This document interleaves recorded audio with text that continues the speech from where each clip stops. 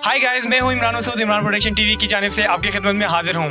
दोस्तों, talent of Pakistan मेरे साथ मौजूद हैं। सर, आपका गुड नेम? खानजादा असफंजार खटक मेरा नाम है और मैं पश्तो के अजीम शायर खुशहाल खान खटक, जो कि अफगानिस्तान के कौमी शायर हैं, उनकी मैं 12वीं पुश्त हूँ। ये बात मेरे लिए बहुत ही ज़्यादा बायस इफ्तिखार है कि खुदा ने मुझे ऐसे घराने में पैदा किया और मैं बहुत खुश नसीब हूँ इस बात से, चूँकि एक फ़नून लतीफ़ा का घराना है, शायरी का घराना है, मौसीकी का घराना है। एंटरटेनमेंट के हवाले से आपने काफ़ी काम किए हैं। रिसेंटली भी हम लोग विरसा में मिले, तो पॉजिटिव लोग भी मिलते हैं, नेगेटिव लोग भी आपको मिलते हैं। जब नेगेटिव लोग मिलते हैं तो क्या करते हैं? इग्नोर करते हैं? क्या करते हैं? देखिए, रक्स, शायरी, फ़नून लतीफ़ा, ये सारी ऐसी चीज़ें हैं जो प्यार और मोहब्बत का पैगाम है।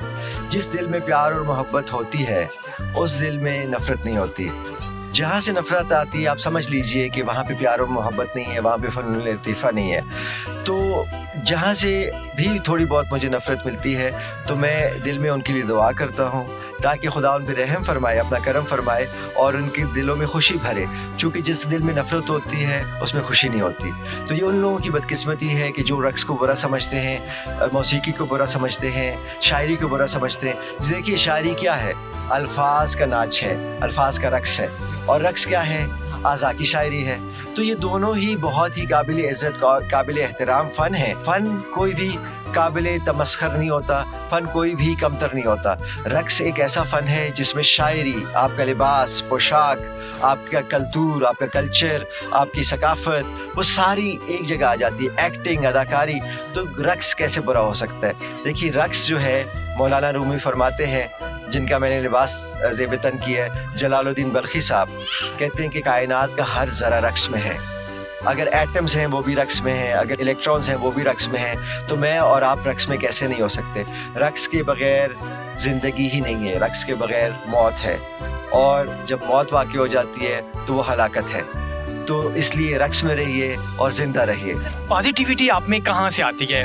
हमारे आस पड़ोस में या जहाँ भी मैं विज़िट करता हूँ, देखता हूँ, तो नेगेटिविटी लोगों में काफ़ी ज़्यादा है। ये मोटिवेशन पॉजिटिविटी की आप कहाँ से लाते हैं? देखिए, मेरे परदादा हुजूर खुशहाल खान खटक एक छोटे से कबीले से ताल्लुक़ रखते थे, खटक कबीला, और मुग़ल बादशाह औरंगज़ेब आलमगीर एक बहुत बड़ा शहंशाह हिंद, उन्होंने जुल्म ढाए पश्तूनों पे, अफ़गानों पे और सिखों पे। ये जो सिख आजकल हमारे पश्तून इलाके में क़याम पज़ीर हैं, हमारे कोहाट कुरम एजेंसी में, इसके अलावा औरंगज़ेब एजेंसी में, खैबर एजेंसी में, मुनेर स्वात में, काबुल में, तो ये इन्होंने मुग़ल बादशाह औरंगज़ेब आलमगीर के जुल्म के ख़िलाफ़ पनाह ली थी, आज से काफ़ी सदियाँ पहले, 4 सदियाँ पहले। और इसी तरह इन्होंने मज़ालिम पश्तूनों पे भी ढाए। तो फिर खुशहाल खान खटक ने अफ़गान के नंग के लिए तलवार उठाई और उन्होंने कहा, दे अफ़गान पुनांग में ओतड़ला तुरा, दे अफ़गान पुनांग में ओतड़ला तुरा, नंग याले दे ज़मने खुशहाल खटाक। मैंने अफ़गान के नंग के लिए, अफ़गान की इज़्ज़त के लिए तलवार उठाई है और मैं नंग्याली इज़्ज़तदार हूँ ज़माने का खुशहाल खान खटक।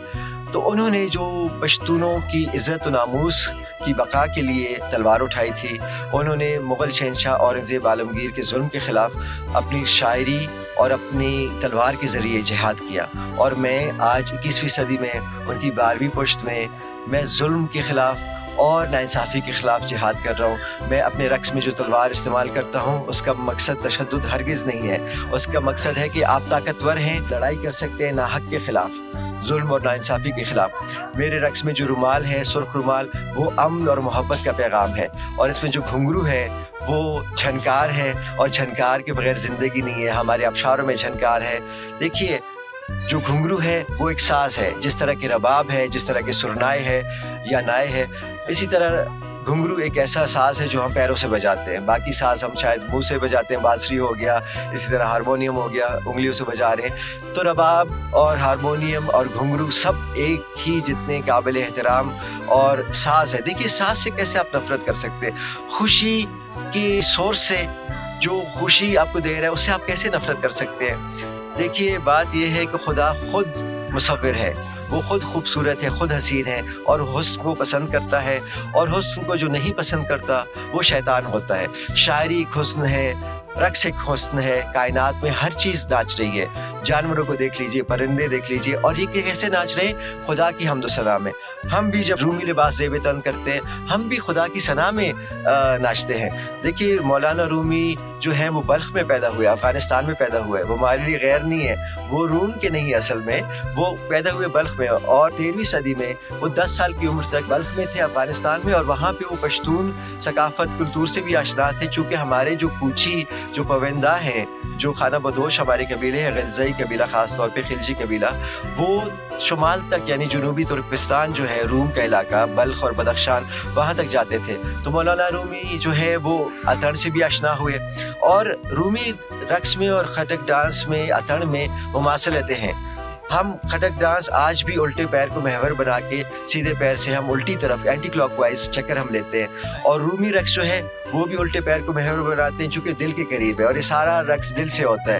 اور رومی رقص میں اسی طرح کا لباس پوشاک ہے جس طرح میں نے زیب تن کی, اور آج اگر آپ خٹک لباس دیکھیں تو وہ سے تھوڑا سا نسبتاً اس کی لینتھ کم ہو گئی ہے, لیکن ظاہر ہے 8 صدیاں گزری رومی لباس کو بدلتے ہوئے بھی, اور وہ انہوں نے اپنا قائم رکھا, اور خٹک قوم ظاہر ہے وقت کے ساتھ ساتھ بدلتا رہا ان کا لباس. تو دیکھیے رومی رقص, درویشی, ملنگی, فقیری رقص وہ ہم سے دور نہیں ہے. یہاں پہ بھی ہمارے لال شہباز قلندر جہاں پہ دھمال ہوتی ہے, ہمارے بھرشا سرکار, اس کے علاوہ ہمارے خوشحال خان کھٹک, رحمان بابا, یہ سارے بہت بڑے بڑے نام ہیں, اور انہوں نے ہمیشہ جو ہے ہمیں تصوف اور زندگی سے پیار سکھایا ہے, زندگی کی طرف ہمیں لائے ہیں تاکہ ہم زندگی میں محبت دے سکیں.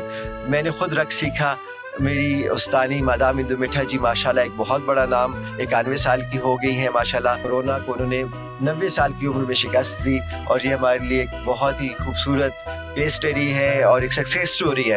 چونکہ کورونا کو اگر انہوں نے شکست دی ہے تو وہ رقص کی وجہ سے خدا نے ان کی صحت برقرار رکھی ہے ماشاءاللہ. خدا ان کو لمبی عمر دے.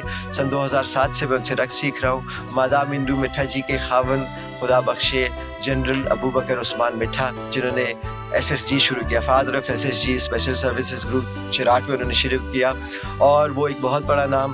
اور اندو جی نے 50 سال سے زیادہ عرصہ ہو گیا کہ وہ سکھا رہی ہے, ابھی بھی وہ مجھے سکھاتی ہیں. چک شہزاد میں مجھے اپنے گھر بلاتی ہے, وہاں پہ جو بھی میری رقص میں کمیاں ہوتی ہیں, ظاہر ہے میں ایک ادنا سا شاگرد ہوں ان کا, لیکن ایک بہت ہی مجھے اس بات پہ فخر ہے کہ میں ان کا شاگرد ہوں, چونکہ انہوں نے مجھے رقص کے علاوہ زندگی گزارنے کا سلیقہ سکھایا. انہوں نے مجھے قوالی, ہندی, کلاسیکی رقص, کتھک سکھایا, جو انہوں نے لاہور میں سیکھا اپنے بچپن میں سن 40 میں اپنے وقت کے بہترین اساتذہ سے, اور پھر وہ بعد میں مدراس گئیں, جنوبی ہند گئیں, اور وہاں پہ انہوں نے بھارت ناٹیم جو کہ جنوبی ہندی کلاسیکی رقص ہے وہ انہیں سیکھا.